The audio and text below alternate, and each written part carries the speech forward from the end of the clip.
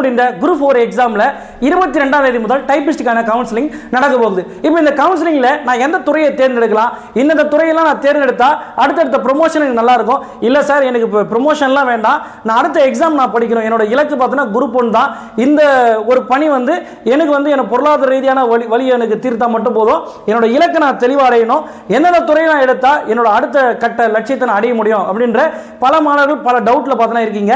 இந்த டவுட் ஏன் இந்த டவுட் வருதுன்னா, ஏன்னா பல பேர் இந்த டிபார்ட்மெண்ட் எடுத்துட்டு ஏன்டா இந்த டிபார்ட்மெண்ட் எடுத்தோம் அப்படின்ற மாதிரி குழப்பங்கள்லாம் பார்த்தீங்கன்னா இன்னி வரைக்கும் இருக்காங்க. அவங்க கிட்ட நீங்கள் ஏற்கனவே கேட்டாலும் தெரியும்.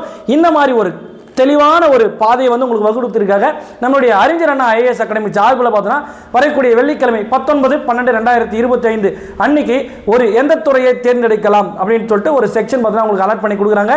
இந்த செக்ஷன் எத்தனை மணிக்கு ஸ்டார்ட் பண்ண போகிறாங்க அப்படின்னும் போது காலை 10:30 மணி முதல் 1 மணி வரைக்கும் இந்த செக்ஷன் பார்த்தீங்கன்னா உங்களுக்கு நடக்கும்.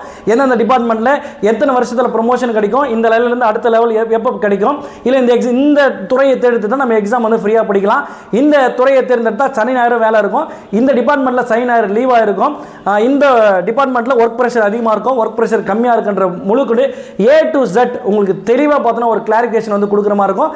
இந்த செக்ஷனில் நீங்கள் பங்கேற்கணும் அப்படின்னு சொல்லிட்டு விருப்பப்பட்டீங்கன்னா நம்மளுடைய அகாடமி நம்பர் 9363866200 அப்படின்ற எண்ணுக்கு பார்த்தோன்னா நீங்கள் ஒரு மெசேஜ் பண்ணி ரிஜிஸ்டர் பண்ணிங்க.